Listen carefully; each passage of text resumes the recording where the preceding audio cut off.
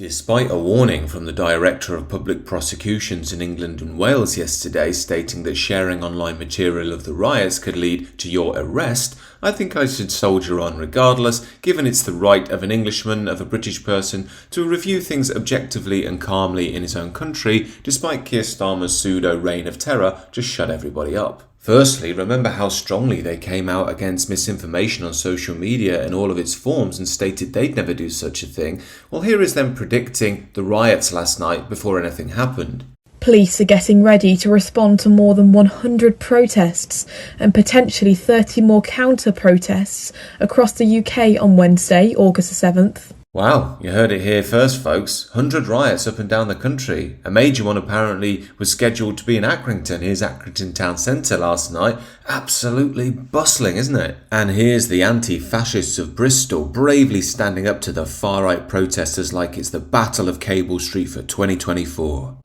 So far, the counter-protesters are by far outnumbering. Well, I say outnumbering. I mean, there's no evidence yet that our teams on the ground have seen of any far-right activity. So the counter-protesters have got no protests to counter. Ah, snap. And they got all dressed up with their banners as well. But don't worry, look, there's some action over in Sheffield. Let's see what's going on there. It's all peaceful getting speeches and then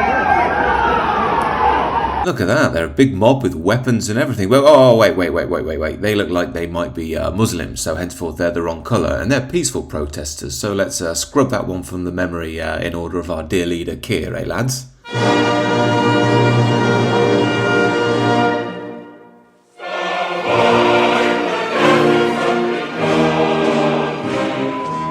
So it seems odd then that the MSM can decry all the misinformation online and then misreport themselves and get away with it with total impunity. They've also been telling us that two-tier policing is misinformation, despite us seeing with our own eyes that they'll set dogs and riot teams on protesters with England flags, like here's the Muslim protesters chasing away the police last night. And this is exactly while I understand the concerns around misinformation and extreme quote-unquote voices on Twitter, we need platforms like that because we get to see the truth that the media and the government refuse to show us. Free speech is and always has been messy, but without it, all you're left with is government-approved establishment narratives, which is exactly what these supposed revolutionary leftists have fallen into in Bristol. We are black, white, Muslims, and we're Jews, and we're gay. We are black, white, Muslims, and we're Jews, and we're gay. We are black, white, Muslims, black, white, Muslims, black, white, Muslims, and we're Jews, and we're gay. Stirring stuff, isn't it? Yet these idiots are falling into Keir Starmer's ideology, that idea that the only problem in modern Britain is the evil far right, and if we just get rid of them, the Muslims, the Jews and the gays will all hold hands and have a great jolly old time.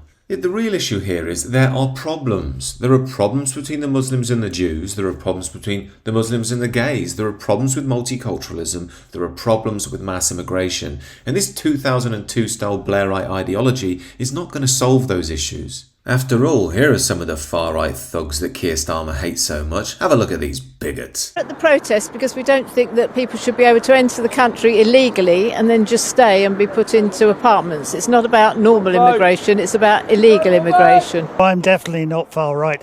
Mind you, I've been called far-right by this current leader of our government, and I'm absolutely disgusted by it. I think it's terrible, really do. It's not just about Keir Starmer, whatever you want to call him these days. I'm not interested in that.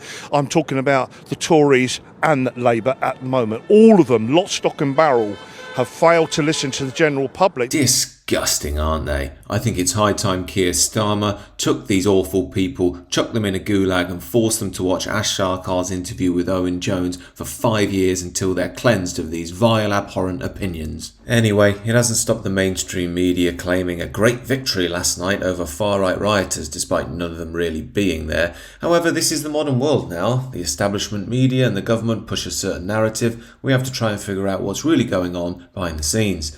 These are just my thoughts, however. Do let me know what you think down below, and do consider subscribing to the channel.